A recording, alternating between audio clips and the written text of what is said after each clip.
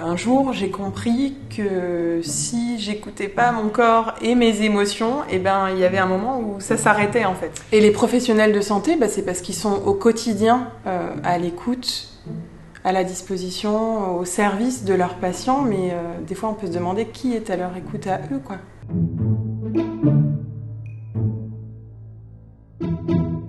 Alors la formation que j'anime au sein de Formeco, c'est un dispositif de gestion du stress par la sophrologie pour les professionnels de santé.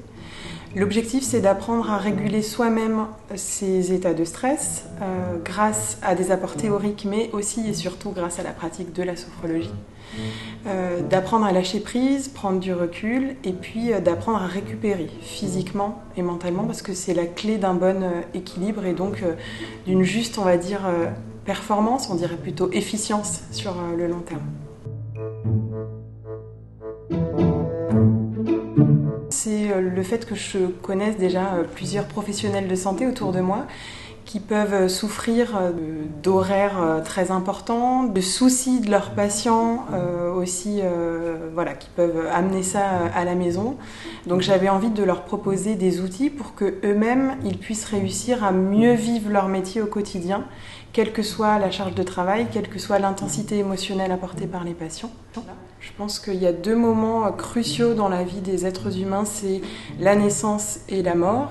On dit même d'ailleurs qu'on voit la qualité de civilisation d'une société par la manière dont ils accompagnent la naissance et la mort. Donc dans nos sociétés, c'est très bien accompagné, on va dire, médicalement, mais il peut manquer parfois, dans certaines situations, un accompagnement plus humain, parfois par manque de temps d'ailleurs. Donc voilà pourquoi c'est important pour moi d'être à côté de ceux qui s'occupent de ces périodes de vie-là.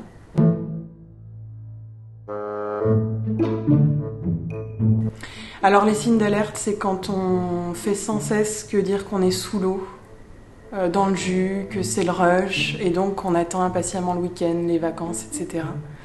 Ça commence à être un signe d'alerte. Le deuxième, c'est si on a la chance d'avoir une famille, des proches, souvent c'est eux qui alertent. « Ouh là là, attends, mais tu nous parles tout le temps de ça, etc. » Donc ça, c'est un point fort de les avoir. C'est plus difficile pour les personnes qui vivent seules parce qu'il n'y a pas ce miroir pour dire « attention, là, ça commence à être compliqué ».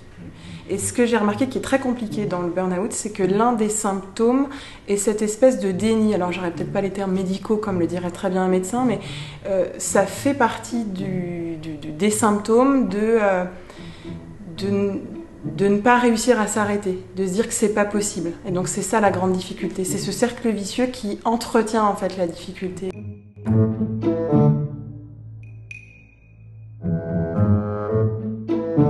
Si tu le ressens en termes de feeling, que ça peut être pour toi, aussi si tu as envie de partager avec tes pairs, parce que ça c'est vraiment important, qu'est-ce qui fait que tu vas réussir à atteindre les objectifs de ce dispositif, c'est simplement l'investissement que toi tu vas y donner. C'est pas uniquement moi ce que je vais transmettre, mais c'est aussi ce que tu vas entendre être dit par les autres participants, ce que toi tu vas pouvoir dire de ton évolution, et puis aussi ta pratique personnelle de la sophrologie, et puis tous les apports théoriques dont on parlera ensemble.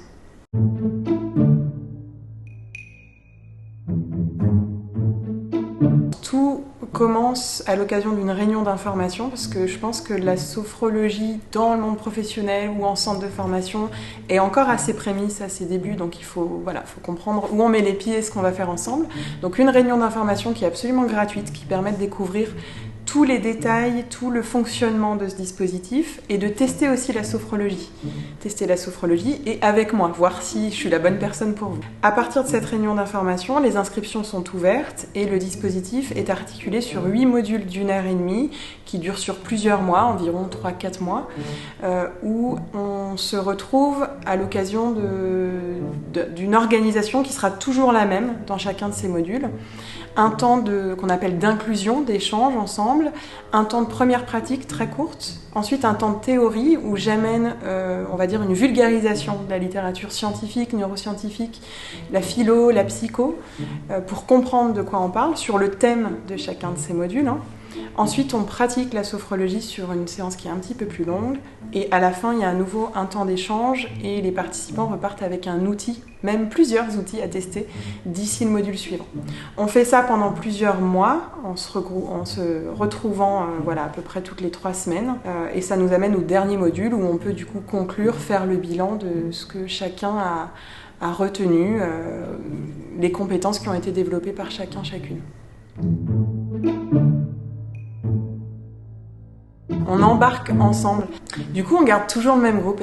En fait, cette formation, elle n'est pas faite pour toi si tu te dis que tu vas te connecter à ton ordi et qu'en même temps, tu vas manger, en même temps, tu vas ouvrir ton courrier, tu vas envoyer 2-3 mails à tes patients. Ce serait super, je comprendrais que ça te fasse gagner du temps, mais ça ferait l'effet inverse parce que du coup, tu ne pourrais pas bénéficier de tout l'intérêt de ce dispositif. Donc, il y a ce que je transmets, mais il y a surtout ce que chacun, chacune va vivre individuellement et au sein du groupe. Donc, on embarque ensemble, dès le premier module, au sein d'un groupe qui est fermé, qui sera le même jusqu'à la fin.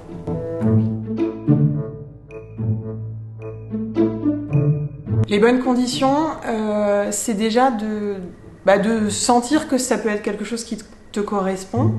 Et ensuite, c'est de pouvoir avoir l'envie, l'intention, l'élan de participer à tous ces modules. L'idée, c'est pas de te dire, je vais faire la première séance et on verra, et sinon après je laisserai tomber. C'est vraiment de se dire, ok, allez, je m'engage, j'essaye en tout cas de me rendre disponible à chacun de ces modules. Bien sûr, on est tous humains, il peut arriver de rater un module ou 2 éventuellement. L'idée, c'est de vraiment tout donner pour être présent aussi, parce que ta présence, elle va manquer sinon au sein du groupe. Et puis de se dire que pendant 1h30, c'est le moment pour couper le téléphone, couper les notifications, les mails, et te dire que c'est 1h30 sur ton temps de travail qui est dédié à toi. Ce sera jamais du temps perdu. Parce que tout ce que tu vas investir en toi, ce sera du temps gagné pour après. Ce sera du confort pour toi, ce sera du confort auprès de tes patients, patientes, de ton équipe et même du coup de ta vie personnelle, je pense.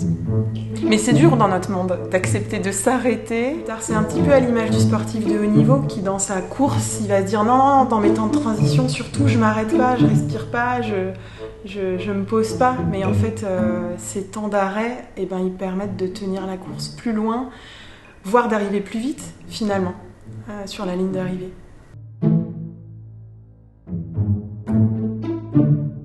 Kiffe, profite, rappelle-toi pourquoi tu as fait ce métier, rappelle-toi ce qui a émergé à l'école, au lycée, quand tu t'es dit « je veux être soignant », c'est pourquoi. Et accroche-toi à ça et chaque jour, trouve une manière de t'accrocher à ça, quelles que soient les difficultés. Tu as toujours une manière, de toute façon, de le toucher du doigt. Et c'est la répétition, de toute façon, le bonheur avec un grand B, il n'existe pas, c'est sa quête d'ailleurs qui a plutôt tendance à nous épuiser.